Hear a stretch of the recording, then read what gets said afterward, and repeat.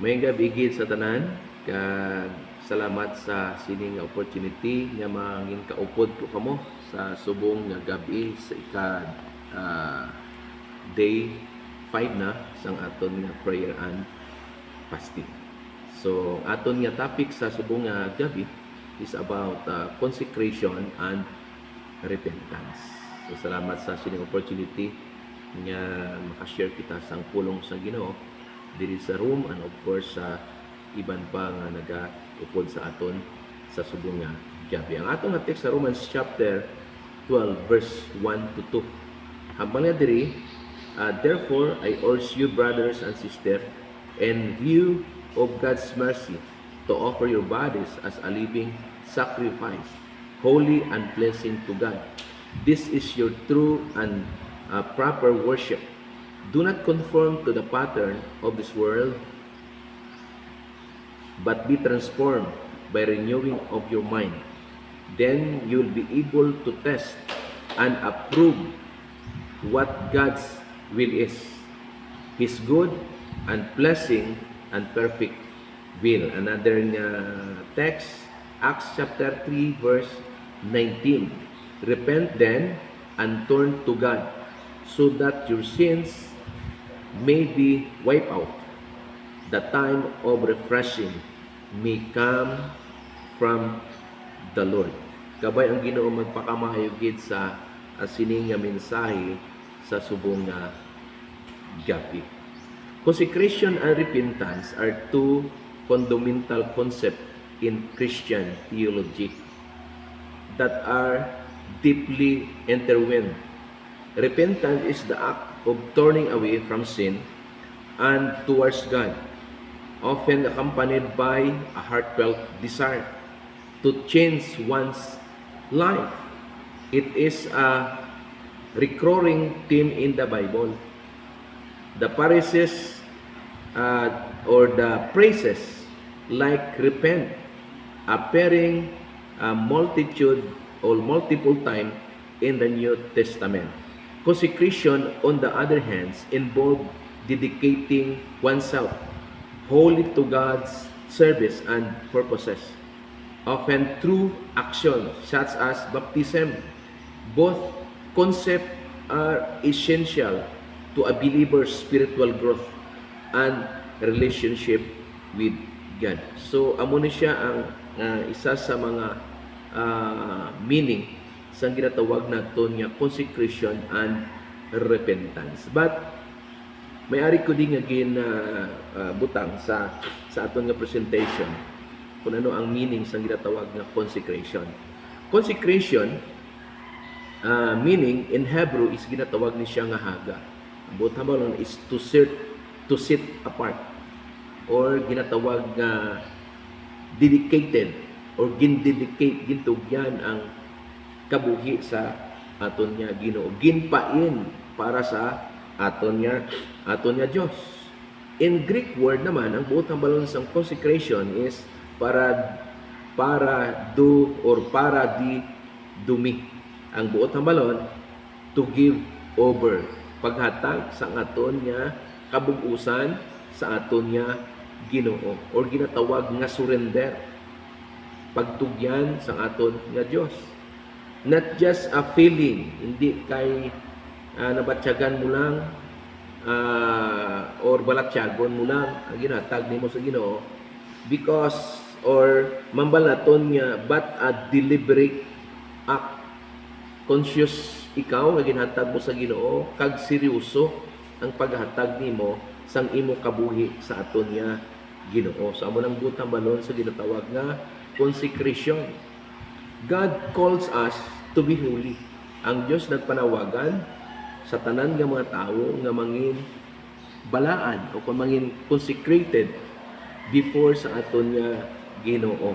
Kag ini nga time sang New Year kanami nga umpisahan naton ang tuig nga mangin consecrated aton kabuhi sa Lord. So ang Ginoo nagpanawagan sa aton nga mangin balaan kita. 1 Peter chapter 1 verse 15 to 16. Hambal niya, but like the Holy One, sino ni siya? Of course, atong nga Ginoo, who called you, become holy yourself in all of your conduct. So ang Dios nagpanawagan sa aton nga mangin consecrated o kung mangin balaan sa tanan naton nga ginahimo. May ara gani sa Bible nga ginhambal, whatever you do it for the glory of God. Ga ministry ka man, gaobra ka man sa aton nga mga businesses.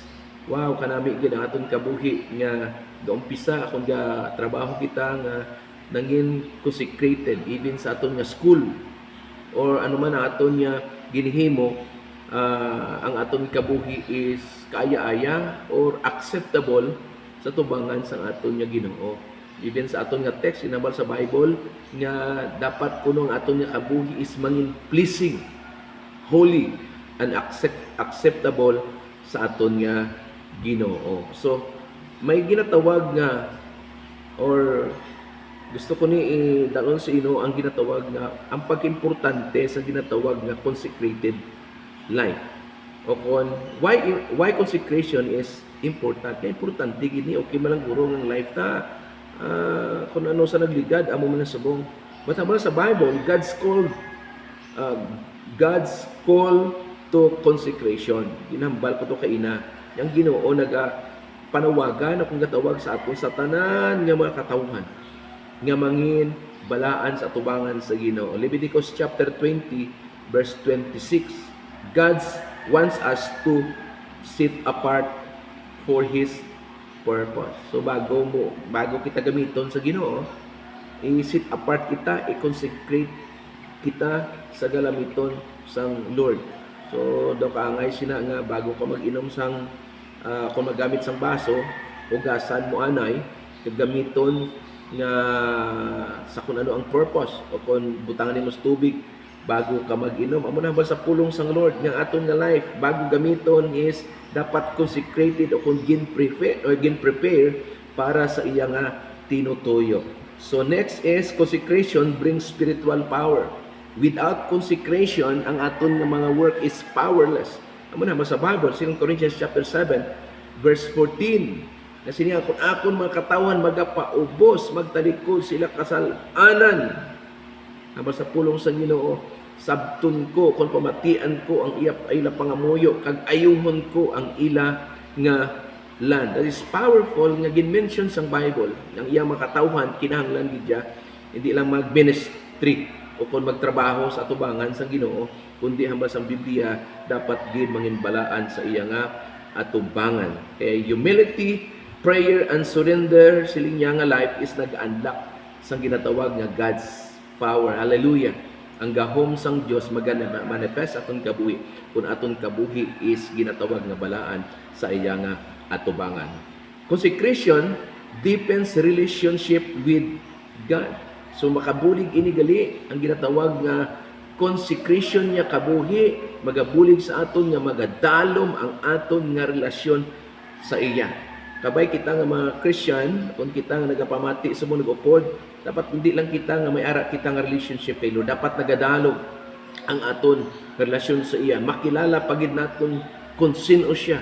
Hindi lang siya nga naga-provide o nagalawas sa aton, kundi siya man naga-provide sa aton mga kinanglanon, siya man naga-rescue sa aton. So makilala naton kung sino gid ang ini nga Dios sa aton nga kabuhi. Next, consecration impact others. So ang aton kuno nga life nga balaan naga-impact sa iban nga mga katawhan. Matthew chapter 5 verse 16. Our consecration can influence and bless others. So hindi lang ni siya basta nga nangin matarong ka para sa imong kagalingon, kundi aba sa Bible may influence ikaw sa iban nga mga katawhan.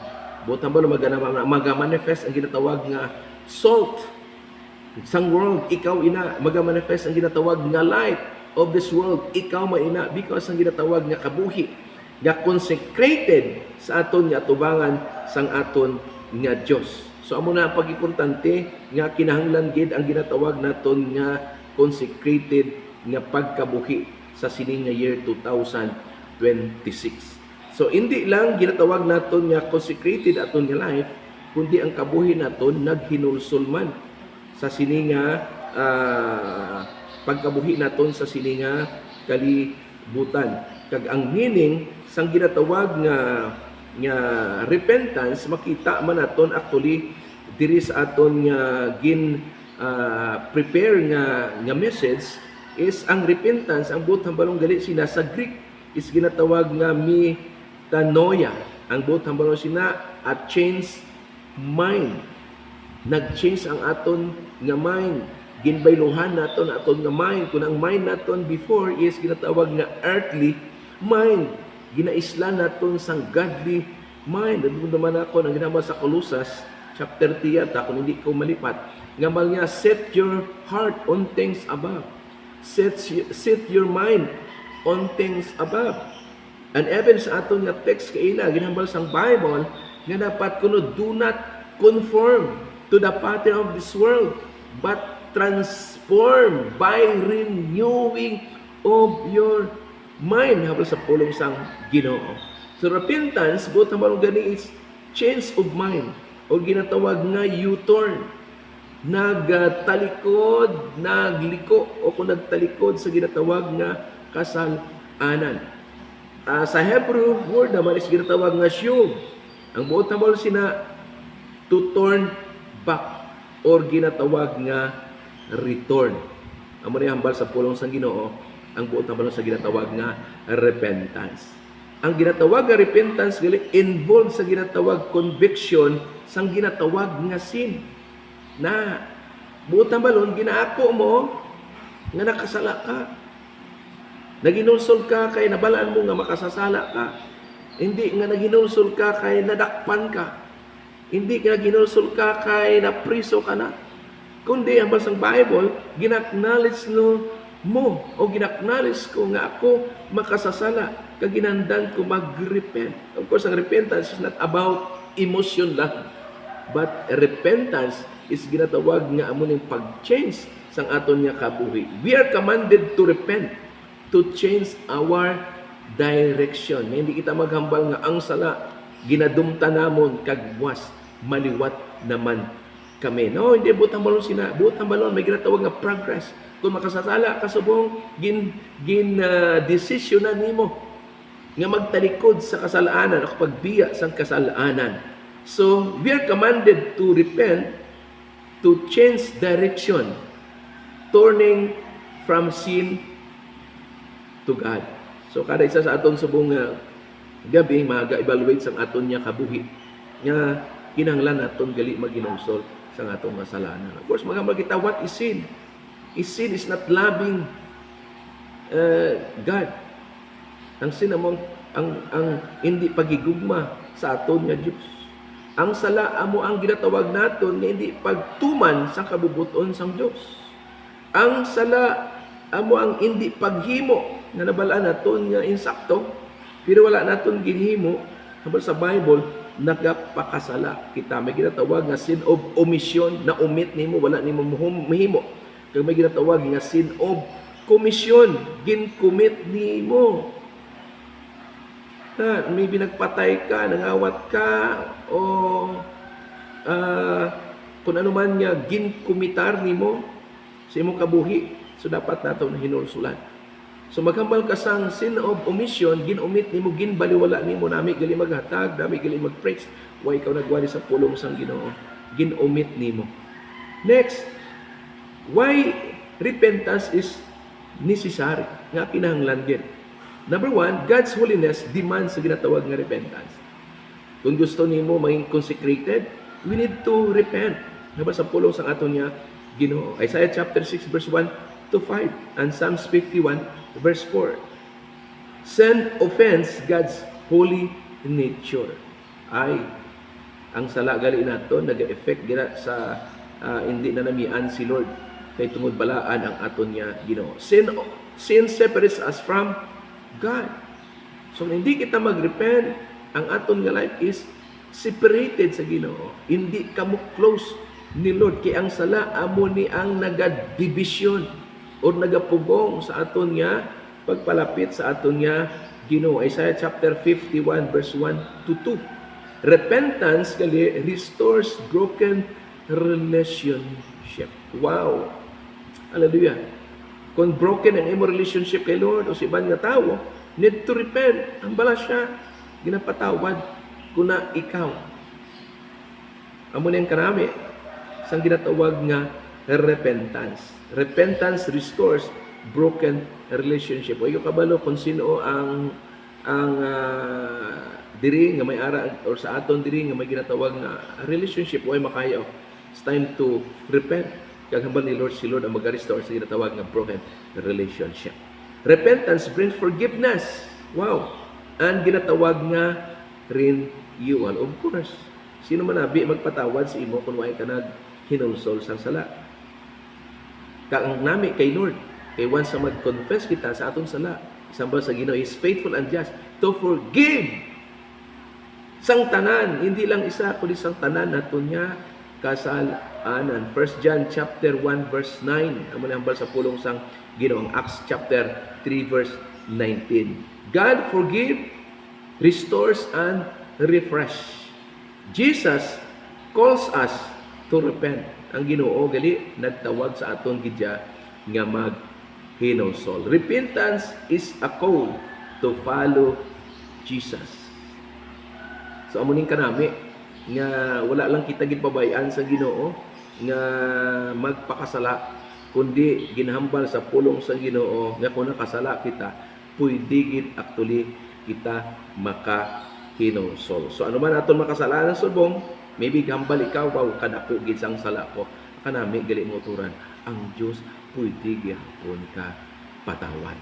Kag ina actually ginatawag naton nga pwede ma-open ang heaven sa paglihis sang iya ginatawag nga pagpakamaayo. Next, consequences of neglecting consecration and repentance. Ano ang mga consequences kung hindi kita magkabuhi sang insakto kung matalas sa sa Ginoo kay hindi kita mainom? So number 1, ineffective witness. Pwede kita ka-witness pero wala sang effect. Hindi effective ang aton nga pag-share sang gospel. So kanami ang aton nga life is consecrated, holy, tubangan sa Ginoo, kag may ara kitag paghinulsol sa aton nga mga kasalanan. Lost sa ginatawag nga blessing. Si Lord gali nag-release sa ginatawag nga blessing. The problems kunya hindi naton maangkon because may nagahawid. Ano na ang ginatawag naton nga unrepented nga sin kag ang kabuhi nga hindi mataro. So ang kabuhi naton, we need to consecrated or we need to have a holy life, a holy living in order hamba sa Bible nga i-release niya ang iyang pagpakamaayo sa aton nga kabuhi. Next, magadali ini sa ginatawag nga spiritual death. Kung sige-sige pagpakasala, sige-sige nga kontra sa Dios o kung pagkabuhi ini matarong, nagadala gali ini sang ginatawag nga death. Dumduman niyo si Samson, napatay siya sa pinaka pusog nga tao sa iyang time. But kung tulukon mo si Samson, actually napatay, nag-compromise. Next, ang ginatawag nato nga God's judgment. Dumduman nato ng Sodom and Gomorrah. Di ba la? Gin-judge sang aton nga Ginoo. Kasi sa Bible, the judgment of God begin to His people. Munang kinanglan nato ang aton kabuhi is maging matarong sa atubangan sa aton nga Ginoo. In conclusion, consecration without repentance is empty. So ang kabuhi naton hindi matarong sa atubangan sa Ginoo, wala naga-repent hamba sa Bible is empty. Kita na kamo sang galon nga empty, ang wallet nga empty kay ubos na sa pagbakal sa mga gifts sang New Year. Na amo na bal sa Bible, consecration without repentance is empty. Wala unod nga tani patubudon mo tiway kay sa may makuha. Repentance without consecration is incomplete. So nabot malon, both sang consecration and repentance lead to a transformed living. So, ang consecration kag repentance naga-updanay gali ini hindi pwede naton ma-separate. So, amo na siya ang aton nga topic sa subong nga gabi. Kabay ang Dios magpakamaayo gid sa aton Ket dapat ang aton nga life consecrated kag nagahinulsol sa tubangan sang aton nga Ginoo. Kag I believe amo ning chance, amo ni ang day, amo ni ang opportunity nga magpanumbalik sa aton nga Ginoo. God bless everyone. Amo sa Bible, be holy because I am holy, says the Lord. God bless and good night.